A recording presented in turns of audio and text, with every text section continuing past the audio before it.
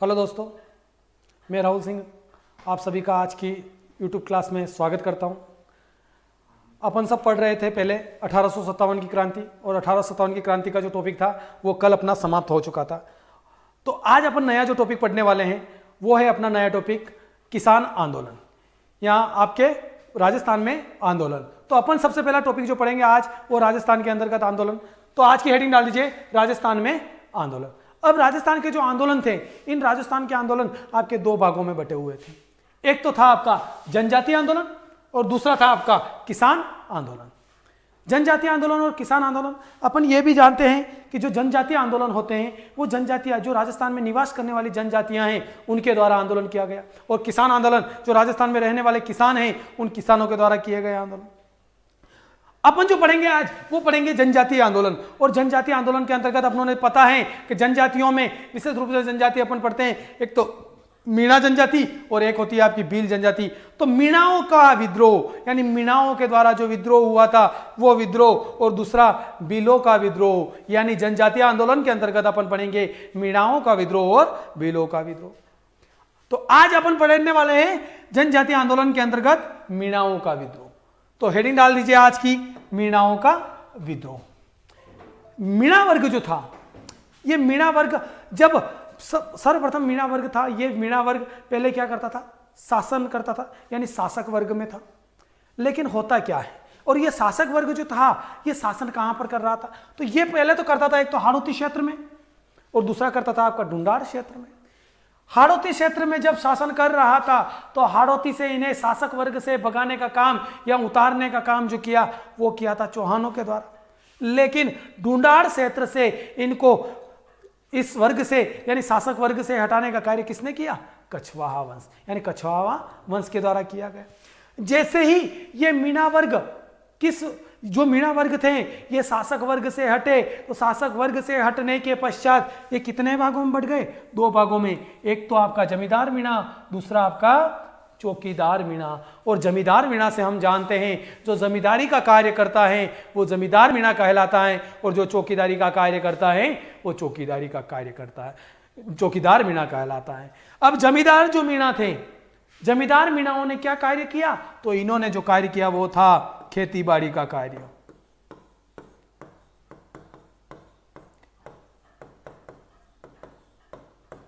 लेकिन इन चौकीदार मीणाओं ने क्या किया, इन चौकीदार मीणाओं ने क्या काम किया, चौकीदारी का कार्य किया।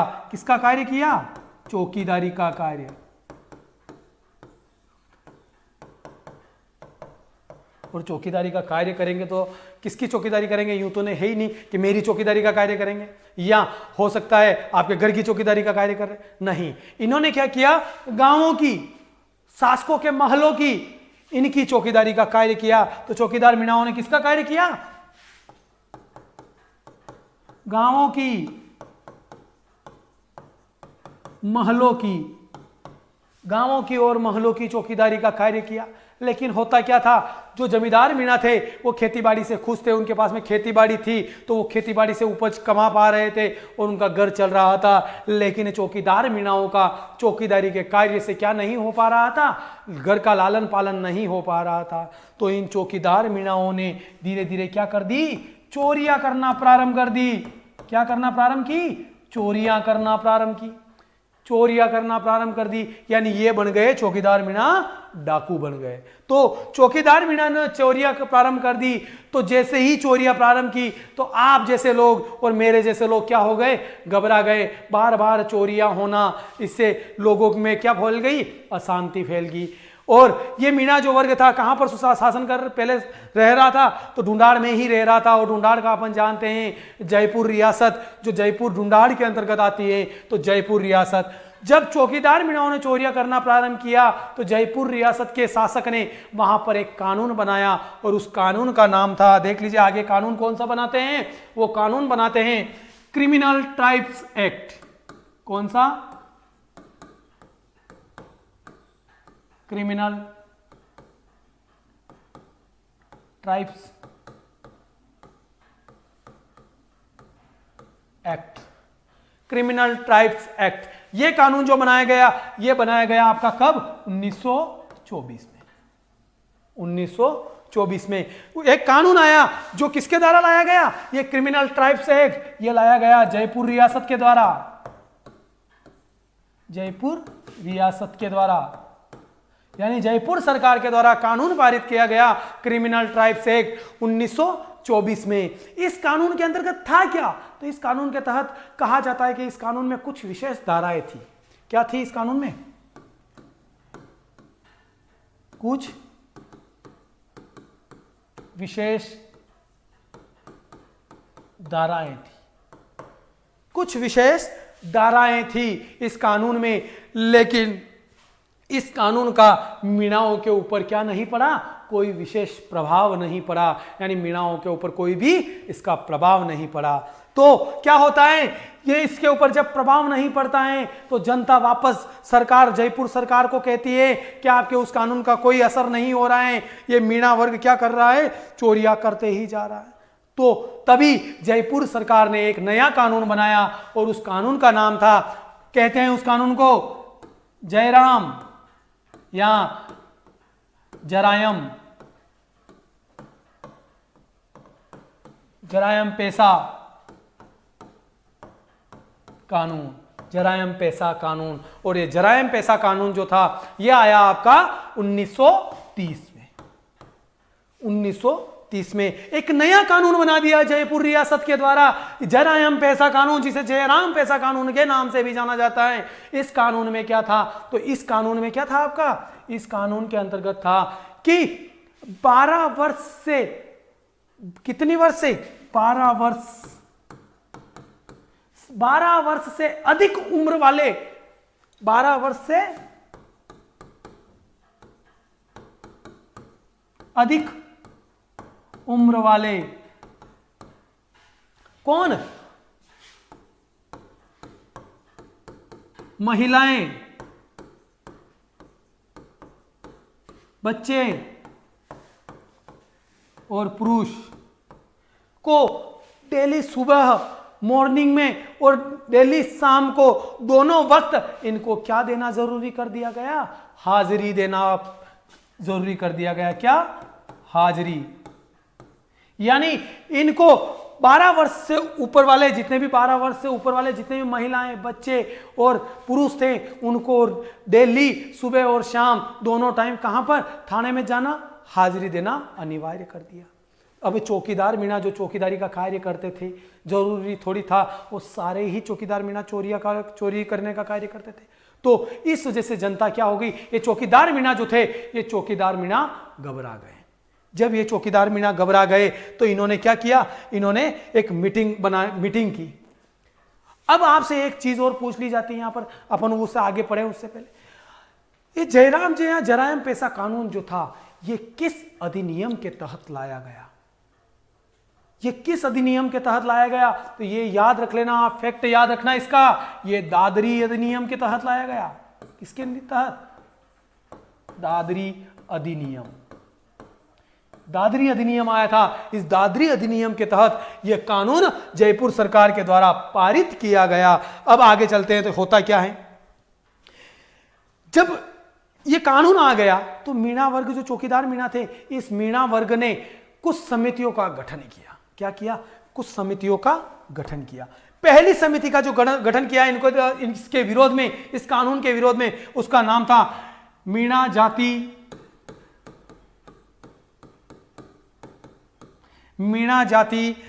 सुधार कमेटी।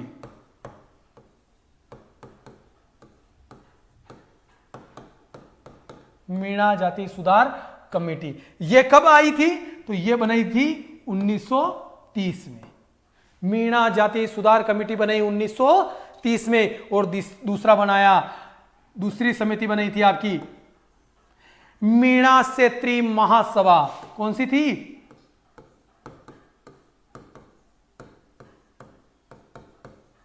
मीणा क्षेत्रीय महासभा। और यह बनाई थी आपकी 1933 में, इसकी स्थापना की गई। लेकिन ये दोनों संस्थाएं क्या हुई, ये काम नहीं कर पाई और ये दोनों क्या हो गई, ये दोनों असफल हो गई। क्या हो गई, तो दोनों क्या हो गई यहां पर असफल हो गई। असफल होने के बाद में क्या होता है, ये मीणा वर्ग सारे मीणा एकत्रित होते हैं या एक स्थान पर एकत्रित होते हैं और वो स्थान होता है कब 1944 ईस्वी में।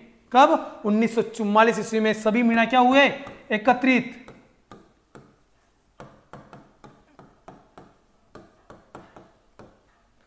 किस स्थान पर, तो स्थान था आपका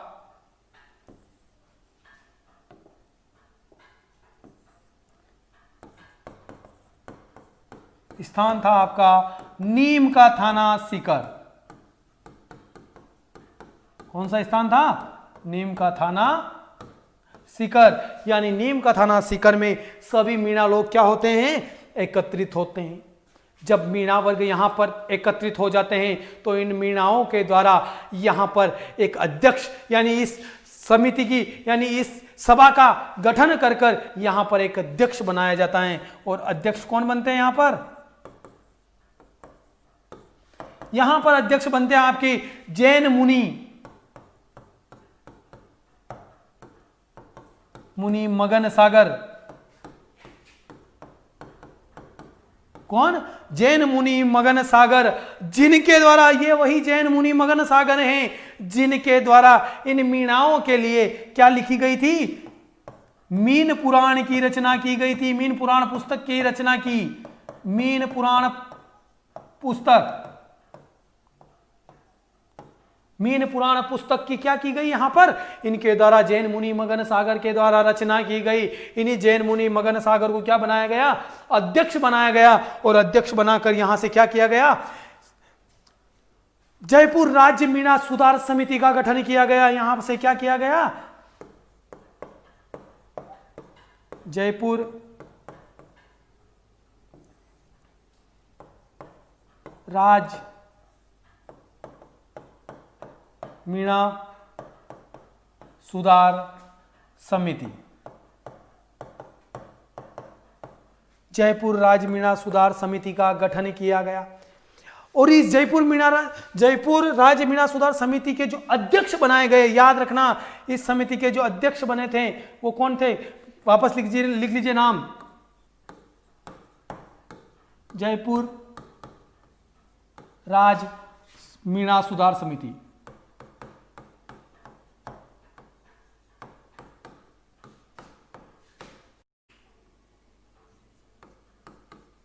सुधार, तो जयपुर राज्य मीणा सुधार समिति,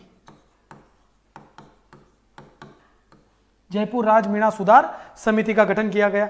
और इस समिति के जो अध्यक्ष बनाए गए वो कौन बने थे, अध्यक्ष,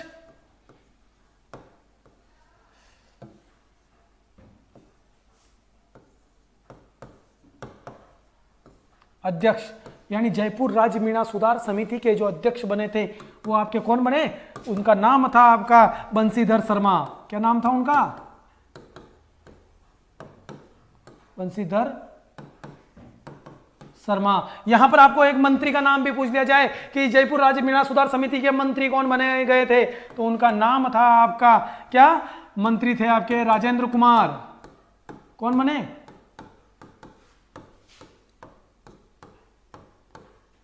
राजेंद्र कुमार जो थे इस जयपुर राज्य मीणा सुधार समिति के मंत्री बनाए गए। अध्यक्ष तो बंशीधर शर्मा और मंत्री राजेंद्र कुमार। इनके द्वारा हुआ क्या यहां पर, परंतु इनके द्वारा मीणाओं की मांगों को क्या नहीं किया गया। जब जयपुर रियासत के अंतर्गत इनको भेजा गया कि आप जाके इनसे मांग कीजिए, बात कीजिए कि ये जो इन्होंने कानून बनाया है, जराइम पेशा कानून या जयराम पेशा कानून जो बनाया है, इस कानून को समाप्त कीजिए। लेकिन इस समिति का क्या नहीं हुआ, कोई भी कार्य यानी आगे से मांगे नहीं मानी गई। तो आगे चलकर होता क्या है, आगे चलकर क्या होता है, अपना जो उदयपुर होता है, इस उदयपुर के अंतर्गत उदयपुर में एक अखिल भारतीय लेवल का यानी इंडिया लेवल का एक क्या हो रहा होता है, यहां पर सम्मेलन का आयोजन होता है। कौन से, तो उसका नाम याद रखना आप लोग,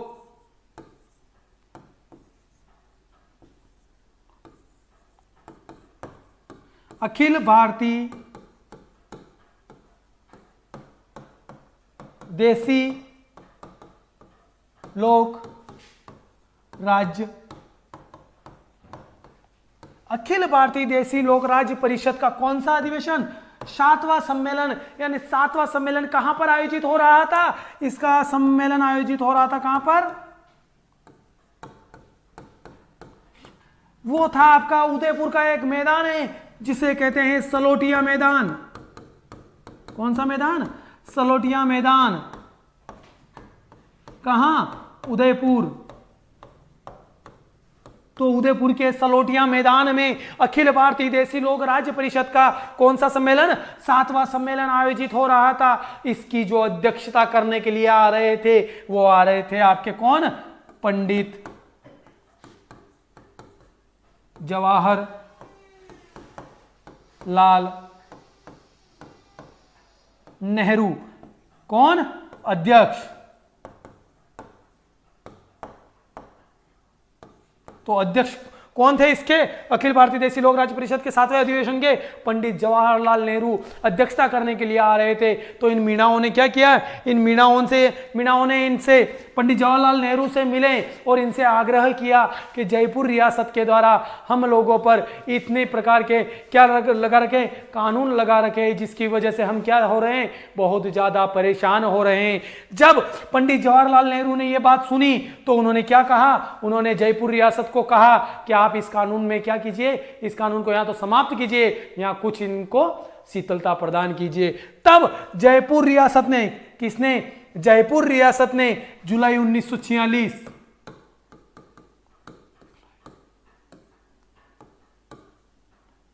जुलाई 1946 को जयपुर रियासत के द्वारा क्या किया गया? इस जयपुर रियासत के द्वारा इस कानून में कोई कुछ शीतलता प्रदान की गई, यानी जुलाई 1946 में कुछ शीतलता दी गई।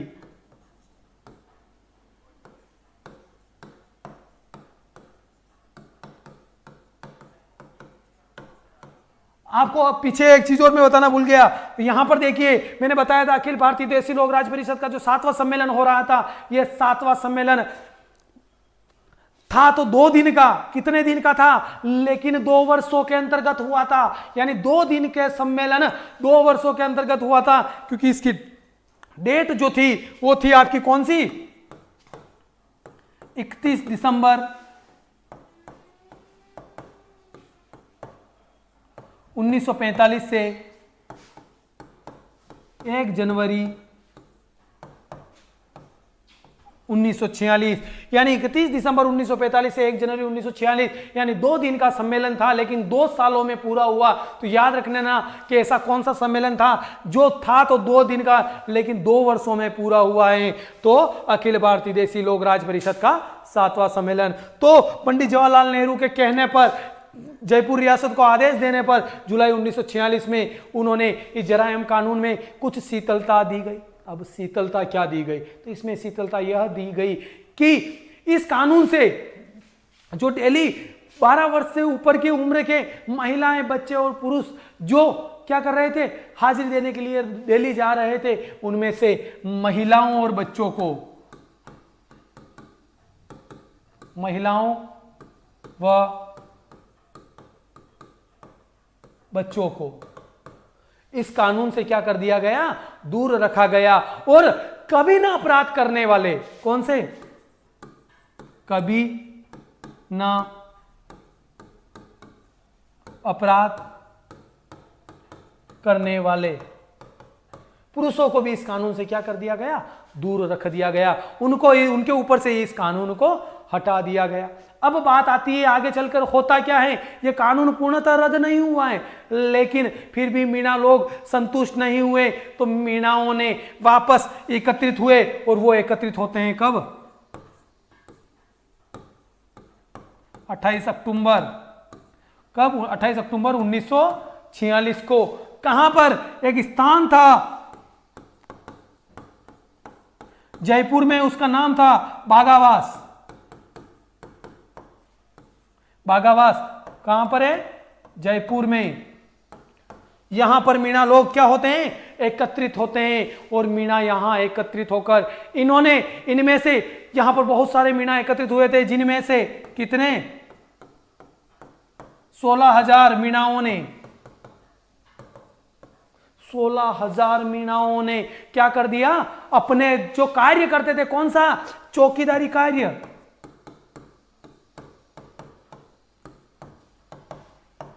चौकीदारी कार्य से क्या दे दिया, यहां पर इस्तीफा दे दिया। किनके द्वारा? मीणाओं के द्वारा। इसीलिए 28 अक्टूबर के दिन को मीणाओं ने किस रूप में मनाया? मीणाओं ने इस दिन को किस रूप में मनाया?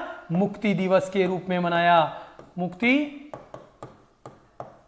मुक्ति दिवस के रूप में मनाया। यानी 28 अक्टूबर के दिन को, इसी दिन को इन्होंने मुक्ति दिवस के रूप में मनाया, क्योंकि इस दिन इन लोगों ने क्या किया? अपना जो चौकीदारी का कार्य था कि अब हम चौकीदारी का कार्य नहीं करेंगे, इसीलिए इस दिन को मुक्ति दिवस के रूप में मनाया गया। यह जो कानून था आपका जरायम पेशा कानून, यह कानून पूर्णतः जो रद्द किया गया वो कब किया गया? 1952 ईस्वी के अंदर इस कानून को रद्द किया गया। और इसी के साथ में आपका जो मीणा विद्रोह था वो होता है आज समाप्त होता है। यहीं तक अपना मीणा विद्रोह होता।